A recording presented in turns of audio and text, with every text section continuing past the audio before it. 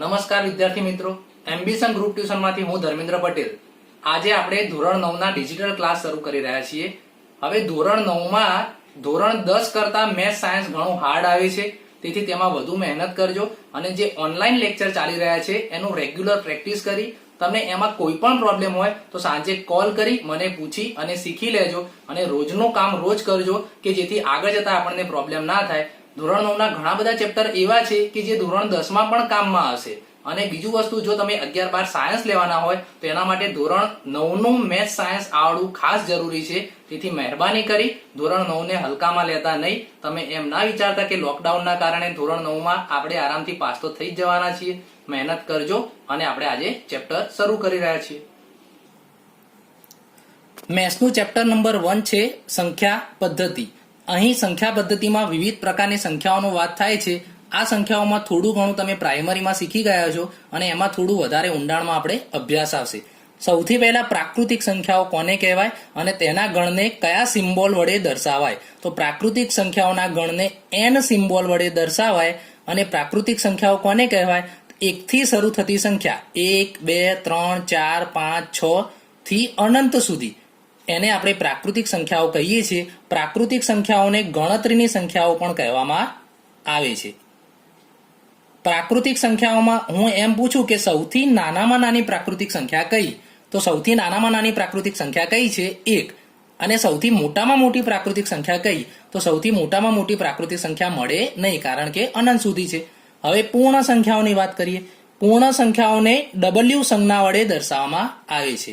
પૂર્ણ સંખ્યાઓના જથ્થાને W સંજ્ઞા વડે દર્શાવવામાં આવે છે. પૂર્ણ સંખ્યાઓ 0 થી શરૂ થાય. પૂર્ણ સંખ્યાઓ 0 થી શરૂ થાય એટલે કે નાનામાં નાની પૂર્ણ સંખ્યા કઈ થાય? તો નાનામાં નાની પૂર્ણ સંખ્યા 0 થાય. મોટામાં મોટી તો મળશે નહીં, આમાં પણ અનંત સુધી છે.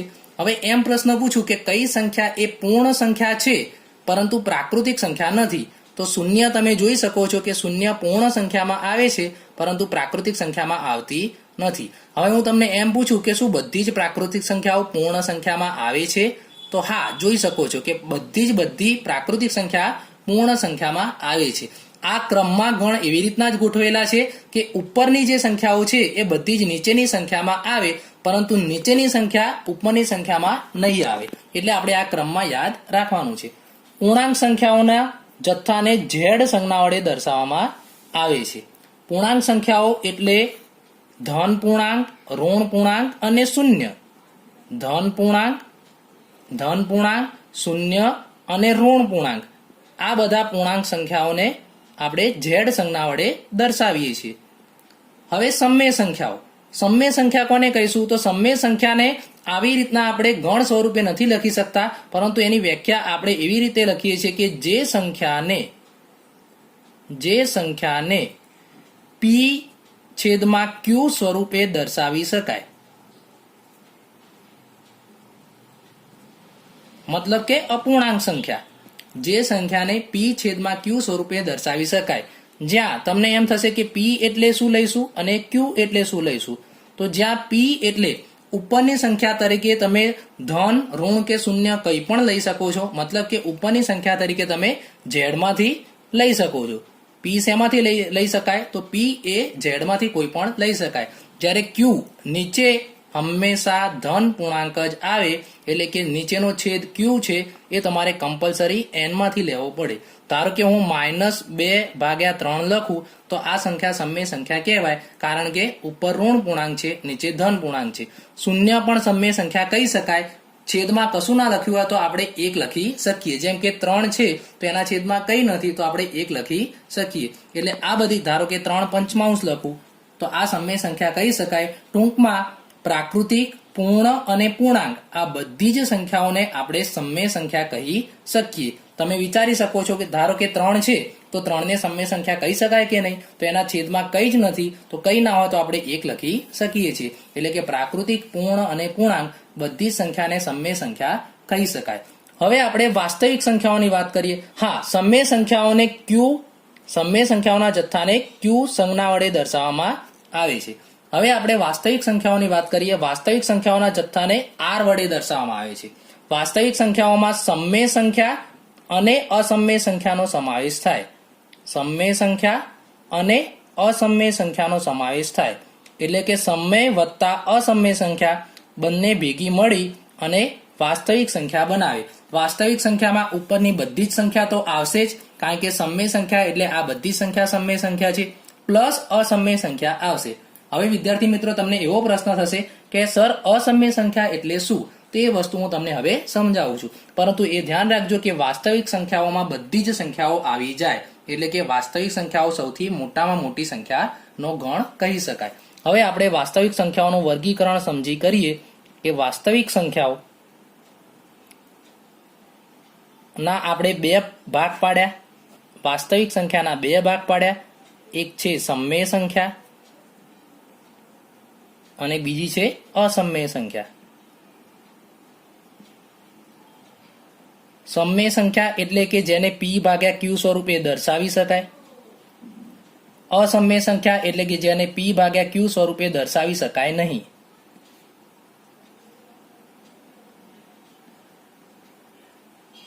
હવે સમય સંખ્યાના પાછા બે પ્રકાર આવે છે. એક છે શાંત દશાંશ અને અનંત આવૃત દશાંશ. જ્યારે અસમય સંખ્યામાં અનંત અનાવૃત દશાંશનો સમાવેશ થાય છે.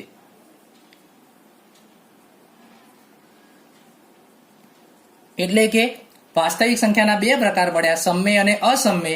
વળી એના ત્રણ ટોટલ પ્રકાર થશે: શાંત દશાંશ, અનંત આવૃત દશાંશ અને અનંત અનાવૃત દશાંશ. શાંત દશાંશ કોને કહીશું?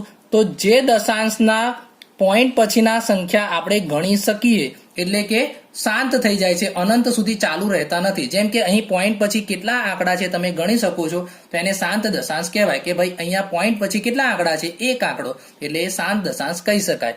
ધારો કે 2.35 લખું, તો અહીં પોઈન્ટ પછી તમે ગણી શકો છો કે પોઈન્ટ પછી કેટલા આંકડા છે? બે આંકડા છે, તો એને શાંત દશાંશ કહેવાય. કોઈ પણ પૂર્ણાંક લખો તો એ પણ શાંત દશાંશ કહી શકાય, કારણ કે પોઈન્ટ પછી આપણે અહીં શૂન્ય લખી શકીએ. અનંત આવૃત દશાંશ કોને કહીશું? તો આ દશાંશ અનંત તો છે જ, અનંત એટલે ચાલુ ને ચાલુ રહેશે જ, પરંતુ આવૃત એટલે કોઈ ચોક્કસ સંખ્યાનું વારંવાર પુનરાવર્તન કરે. જેમ કે 3 છે તો 3 નું પુનરાવર્તન વારંવાર થાય, તો એને અનંત આવૃત દશાંશ કહેવાય. ધારો કે 2.010101, તો અહીં ચોક્કસ બે આંકડાનું વારંવાર પુનરાવર્તન થાય છે, તેથી તેને અનંત આવૃત દશાંશ કહી શકાય. અનંત અનાવૃત દશાંશ કોને કહીશું? તો પોઈન્ટ પછી અલગ અલગ આંકડાનું પુનરાવર્તન થતું હોય, પોઈન્ટ પછી અલગ અલગ આંકડાનું, અહીં 1 2 3 4 5 અલગ અલગ આંકડાનું પુનરાવર્તન થાય છે, તેથી તેને અનંત અનાવૃત દશાંશ કહેવાય. જેમ કે 2.01 લખું, પછી બીજા 2.01, પછી 3.01, એટલે કે અહીં પોઈન્ટ પછી એક સરખા આંકડા નથી, અલગ અલગ આંકડાનું પુનરાવર્તન થાય છે, તેથી તેને અનંત અનાવૃત દશાંશ કહી શકાય. હવે આપણે જે સંખ્યાઓ ભણ્યા એને ક્રમમાં આ રીતના યાદ રાખજો: n, w, z, q, r, કે જેથી હું આના પછી ખરા ખોટા જે ચલાવું છું એ તમને સહેલાઈથી આવડી જાય. n, w, z, q, r એટલા માટે યાદ રાખવાના કારણ કે આ સૌથી નાના ગણવાળી સંખ્યા છે કે જે બધી જ w માં આવે, w બધી જ z માં આવે, z બધી જ q માં આવે અને q બધી જ r માં આવે. પરંતુ ઊંધું સત્ય કહેવાય નહીં. ધારો કે z w માં આવેલી છે એમ પૂછે તો એ સત્ય કહેવાય નહીં. એટલે તમારે n, w, z, q, r આ યાદ રાખવાનું છે કે n ના બધા જ ઘટકો w માં આવેલા હોય, w ના q માં આવેલા હોય, z માં આવેલા હોય, z ના q માં આવેલા હોય, q ના r માં આવેલા હોય. હું એમ કહું કે n ના q માં આવેલા હોય કે ના હોય, તો હા કહેવાય. ઉપરથી નીચે આવો તો બધું સાચું, ઊંધું જાઓ તો એ વિધાન ખોટું આવે. તો હવે આપણે વિધાન જોઈ લઈએ સત્ય અસત્યના. નીચેના વિધાન સત્ય છે કે અસત્ય તે જણાવો. હવે આવા વિધાન કોઈ તમને 1 માર્ક્સમાં પૂછાય તો તમને n, w, z, q, r જો આ ક્રમ આવડતો હોય અને સંખ્યાઓ આવડતી હોય, n એટલે 1 થી શરૂ થાય, w એટલે 0 થી શરૂ થાય, z એટલે 0, ઋણ અને ધન બંને આવશે, q એટલે કે સમય સંખ્યા p ભાગ્યા q સ્વરૂપે, અને r એટલે બધી સંખ્યા. જો આ ક્રમ આવડતો હશે, એના ગુજરાતી આવડતા હોય કે પ્રાકૃતિક સંખ્યા, પૂર્ણ સંખ્યા, પૂર્ણાંક સંખ્યા, સમય સંખ્યા અને વાસ્તવિક સંખ્યા, તો ઉપરથી નીચે હોય તો વિધાન સાચું, અને જો નીચેથી ઉપર વાળું આવે તો વિધાન ખોટું. જેમ કે અહીં પૂર્ણ સંખ્યા એ પ્રાકૃતિક સંખ્યા છે. પૂર્ણ એટલે કે પૂર્ણ એટલે કે W થશે. એને તમે પ્રાકૃતિક સંખ્યા કહી શકો, એટલે કે નીચેથી ઉપર જવાનું છે, તો એ વિધાન આપણે શું લખીશું? અસત્ય. પછી છે પૂર્ણાંક એ સમમેય છે, તો પૂર્ણાંક એટલે તો Z થાય, સમમેય એટલે Q થાય. તો પૂર્ણાંક એ સમમેય એટલે ઉપરથી પહેલા પૂર્ણાંક છે એટલે Z છે, એને સમમેય કહી શકાય કે નહીં? તો એ વિધાન લખીશું આપણે સત્ય છે. સમમેય એ પૂર્ણાંક છે, સમમેય એટલે કે Q, એને તમે પૂર્ણાંક કહી શકીશો? તો નીચેથી ઉપર જવાનું વાત આવ્યું એટલે લખીશું અસત્ય. પ્રાકૃતિક સંખ્યા તો સૌથી ઉપર છે, એટલે તેમાં તો બધું ઉપરથી નીચે આવવાનું જ છે. પ્રાકૃતિક એ પૂર્ણ છે, તો N એ W માં સમાવેશ થાય છે, એટલે આપણે લખીશું સત્ય. પૂર્ણાંક એ પૂર્ણ સંખ્યા છે, પૂર્ણાંક એટલે Z, એને તમે પૂર્ણ સંખ્યા એટલે કે W કહી શકશો? તો નીચેથી ઉપર જઈએ છીએ, તેથી વિધાન લખીશું અસત્ય. અને દરેક સમમેય સંખ્યા, સમમેય એટલે કે Q, એને તમે પૂર્ણ સંખ્યા એટલે Q ને W કહી શકીશું? તો નહીં કહેવાય, એટલે એ વિધાન આવશે અસત્ય. વિદ્યાર્થી મિત્રો, જો મારો વિડીયો તમને ગમ્યો હોય તો લાઈક અને સબસ્ક્રાઇબ કરવાનું ભૂલતા નહીં.